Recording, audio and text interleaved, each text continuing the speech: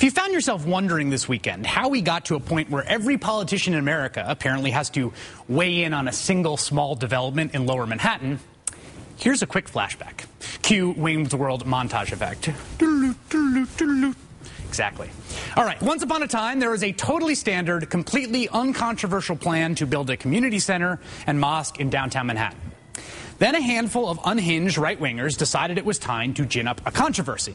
Salon.com's Justin Elliott has meticulously traced the controversy myth back to its infancy at a handful of third-tier right-wing blogs.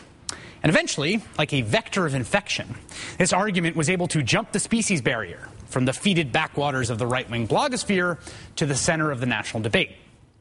There are a few notable patient zeros in this false narrative epidemic, like Sarah Palin's Facebook page, of course, and Newt Gingrich's blog, where you'll find perhaps the most bizarre thing said about the Lower Manhattan Mosque project anyone has ever said. Quote, "There should be no mosque near Ground Zero in New York, so long as there are no churches or synagogues in Saudi Arabia."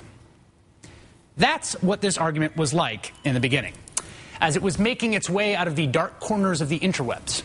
It was either completely nonsensical or disgustingly, maniacally hateful. Like this web ad put out by a political action committee called the National Republican Trust. Check it out.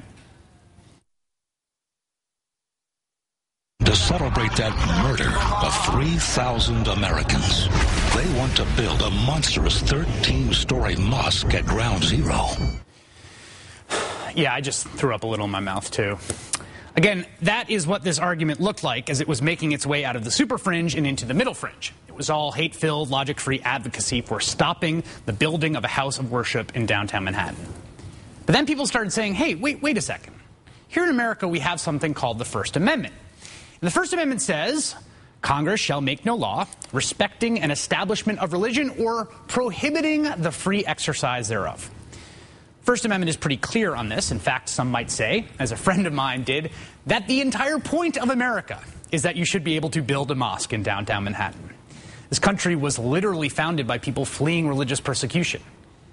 And the history of religious persecution is always and entirely bound up with the construction of houses of worship.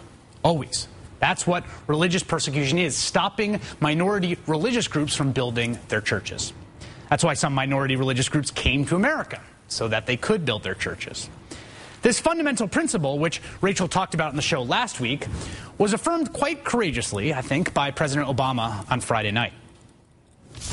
I believe that Muslims have the right to practice their religion as everyone else in this country. And that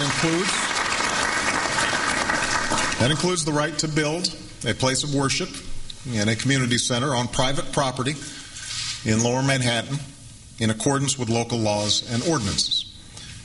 This is America, and our commitment to religious freedom must be unshakable. The next day, when the president was asked a follow-up question about this statement, he said he was not endorsing or not endorsing the planned community center and mosque. He was simply affirming the First Amendment.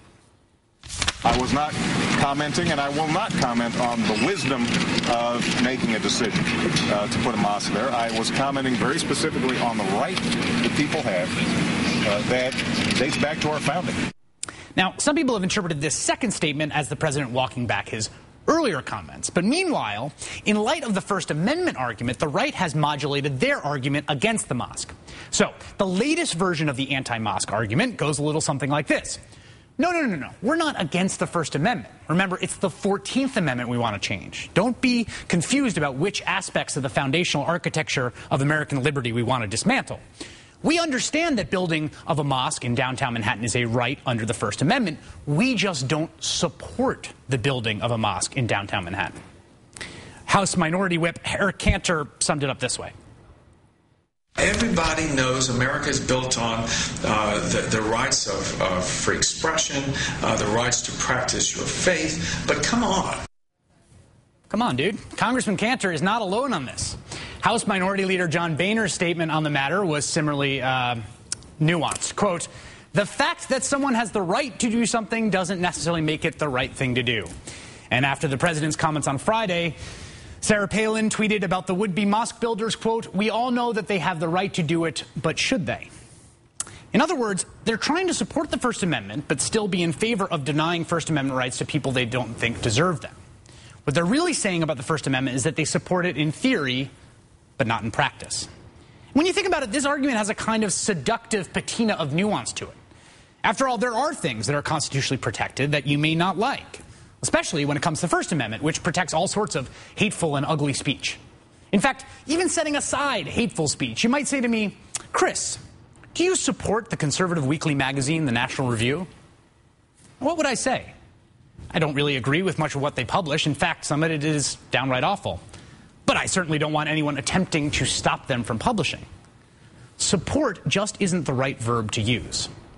Do I support Justin Bieber's musical career? Well, I'll tell you, I don't really like his music much. But I don't think the government should throw Justin Bieber in jail. Again, support is a verb that does not apply. And that's the point. You don't support the mosque or not. You support the First Amendment or not.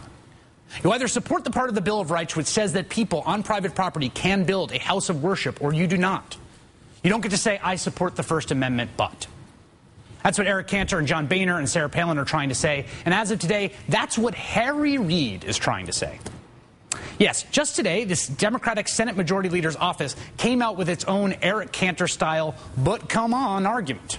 Quote, the First Amendment protects freedom of religion. Senator Reid respects that, but thinks that the mosque should be built someplace else. What does it mean politically that that particular nonsensical non-argument has migrated all the way from the dark corners of the all-caps conspiracy theory-wielding right-wing blogs to the office of the Democratic leader of the Senate? We'll do what we can to figure that out.